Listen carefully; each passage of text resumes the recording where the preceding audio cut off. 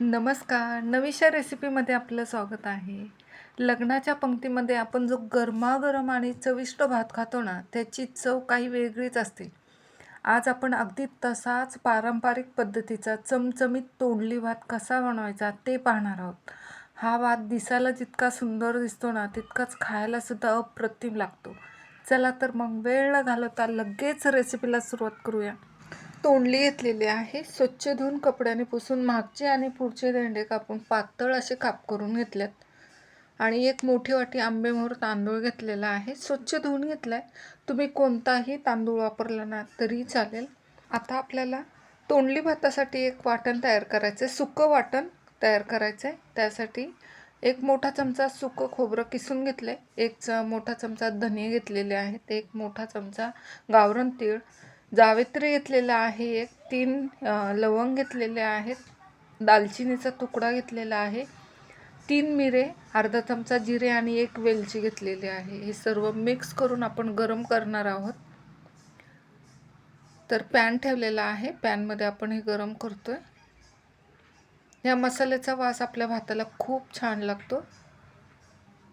व्यवस्थित भाजून घ्यायचं. भाजून झालेला आहे. आता साईडला काढतोय आणि थंड झाले की आपण मिक्सरच्या जारमध्ये फिरवून घेणार आहोत. थंड झालेला आहे. आता हे मिक्सरच्या जारमध्ये फिरवून घेतो आपण. हे बघा, आपला मसाला तयार झालेला आहे. आता आपल्याला एक ओलं वाटणसुद्धा करायचं आहे.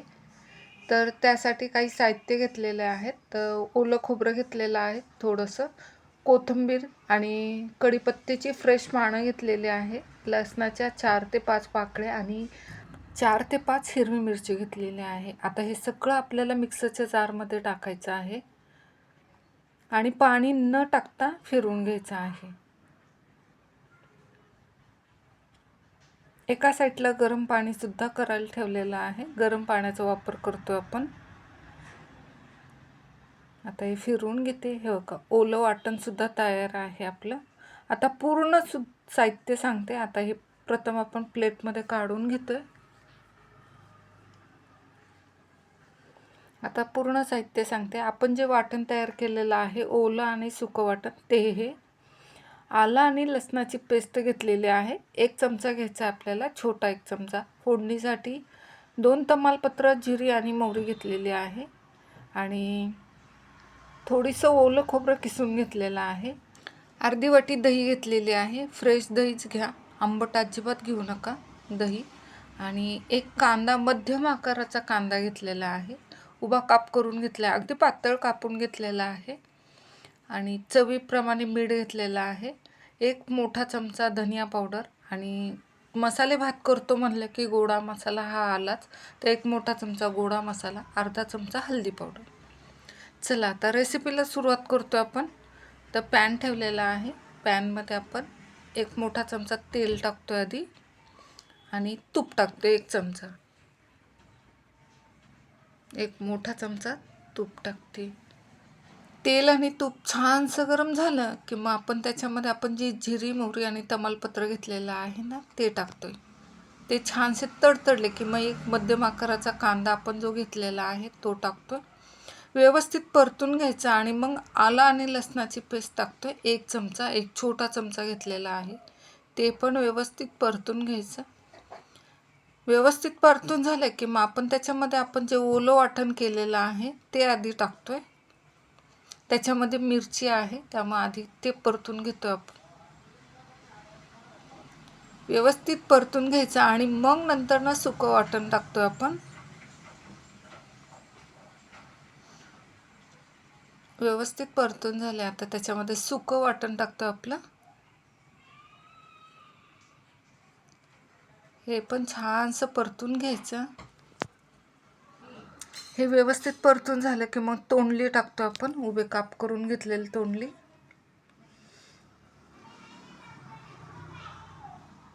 आता 1 चमचा धनिया पावडर. तोंडली छानशी परतली की मग मसाला टाकतो आपण. हळदी पावडर अर्धा चमचा टाकलेला आहे आणि गोडा मसाला टाकतोय. आता चवीप्रमाणे मीठ पण टाकतोय त्याच्यामध्येच. एक अर्धा मिनिट व्यवस्थित परतून घ्यायचं आणि मग तांदूळ टाकतो आपण त्याच्यामध्ये. छानसं परतून झालेला आहे आपला मसाला. आता तांदूळ टाकतोय. आता आपण एक मोठी वाटी तांदूळ घेतलेला आहे, तर आपल्याला 2 ते अडीच वाटी पाणी ओतणार आहोत आपण त्याच्यामध्ये. तर त्यानुसार मी पाणीसुद्धा गरम करायला ठेवलेलं आहे. तांदूळ व्यवस्थित परतून झाले की आता त्याच्यामध्ये दही टाकणार आहोत आपला. दहीने आपला मसाले भात खूप छान लागतो.